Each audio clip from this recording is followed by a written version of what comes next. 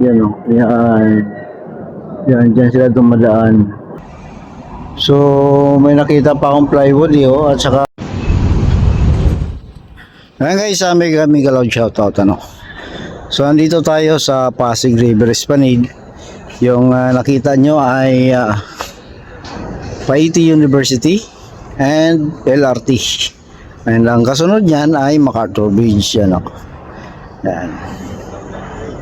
So, ito yung phase 4 na sinasabi nila.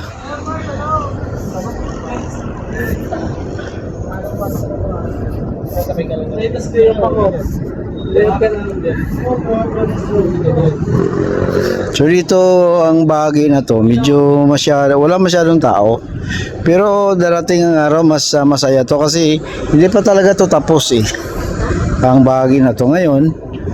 Ang MacArthur Bridge ay kilala to, matagal na rin na tulay ito. Ngayon ang nangyari dito dati ay may nakatira dito sa area na yan. Yan. Diyan sila lumulusot. Diyan sila pala bumababa. Tapos tatago sila dyan. Yung platform na yan, ginawa nilang tulugan dati yan. O ginagawa nilang spot session. Ano? Yan. Yan. So may nakita pa akong plywood yo at saka mineral water na bote. Siguro ginamit nila yung mga ano na yan, cubicle na yan. Parang may kondo sila sa gilid kasi na yon. Pwede yata silang lumusot no sa gilid na yon, or pwede naman sila lumusot diyan sila dadano, gagapang sila. Sabi nga kung may gusto may paraan. Yan. And then dito rin sa kabila na to lumulusot din sila dyan. Yan o. Yan. Yan. Dyan sila dumadaan. So dahil sa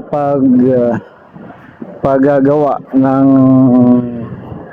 pasyalan na ito, siguro nahiya na rin sila. Lang naman dyan sila matutulog habang may mga namamasyal. Ngayon, ang ginawa nila, lumipat sila dun sa kabila.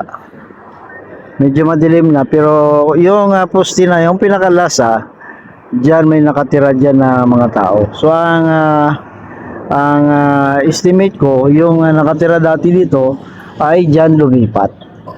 Di ba? Pero nung nakaraan pinuntahan yan diyan ng mga kapulisan, siguro pilit silang tinataboy kasi may proyekto dito. Yung gilid ng MacArthur Bridge na yan, nilagyan nila ng LED light. So pwede siyang pang advertisement, and dagdag na rin kung anong mga announcement pwede siyang magamit para makita ng mga tao.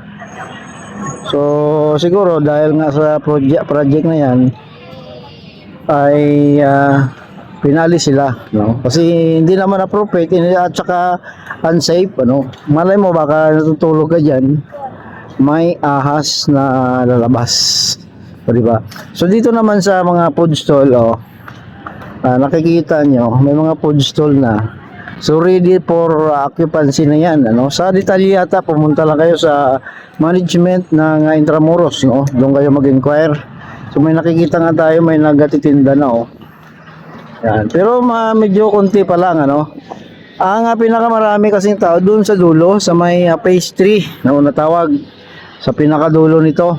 Pero soon yung bahagi na to magkakaroon din ng sigla ito sa pagdating ng panahon. Yan, kita mo may nagatitinda na yan. Yan. Siguro sa ngayon hindi pa sila masyadong pinaporsige na baya, baka medyo mura lang muna kasi nga wala pa masyadong customer.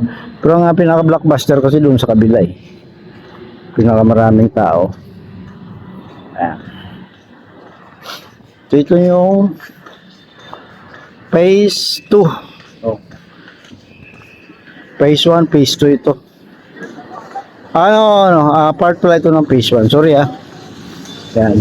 Mayroong statue. Ang statue naman ay papapakita ng ating mga Sinaunang sayaw, pandanggo sa ilaw, yan o. Ayan. Babae at lalaki na may hawak ng ilaw na sa baso. Pandanggo sa ilaw. Ayan.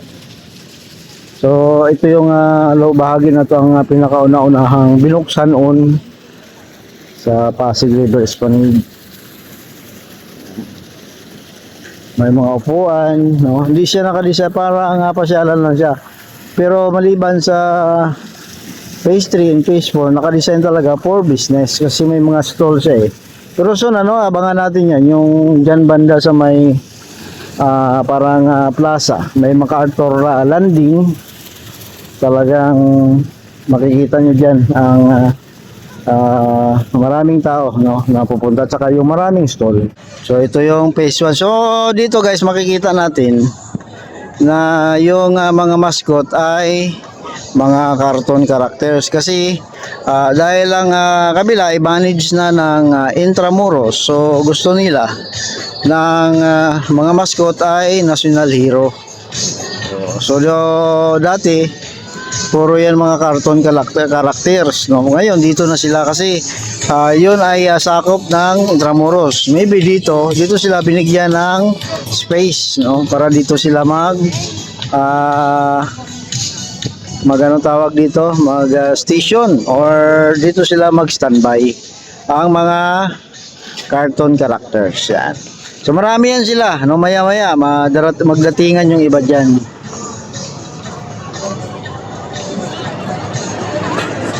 So ito yung phase 1, and of course yung Jones Reeds, na nagpapaganda. Yan.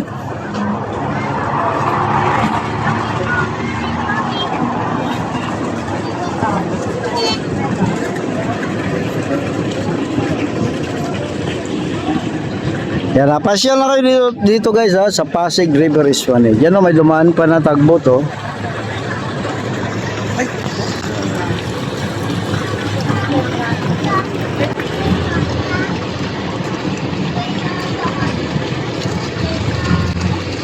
Siguro magsusundo yan ng kanyang barge. So yan po ang update dito sa Pasig River Esplanade. Salamat po guys, mag-ingat po tayo. May balsa dito guys, oh. So siguro may nanguha ng isda dito or may nanghuli ng isda dito. Nandito pa ang kanilang balsa. Yan, oh. Gawa sa kawayan. Dito yan sa Pasig River Esplanade, you know. Yan, oh. Gawa sa kawayan. Dito yan sa Pasig River Esplanade, you know. Yan.